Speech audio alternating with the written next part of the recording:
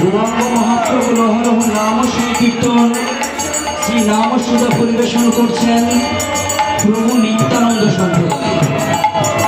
সুধী সম্মানিত ধর্মপ্রাণ ভক্তমণ্ডলী, আমাদের সময় স্বল্পতার কারণে আমরা অনেকের কাছেই প্রণামী সংগ্রহ করতে যেতে পারিনি।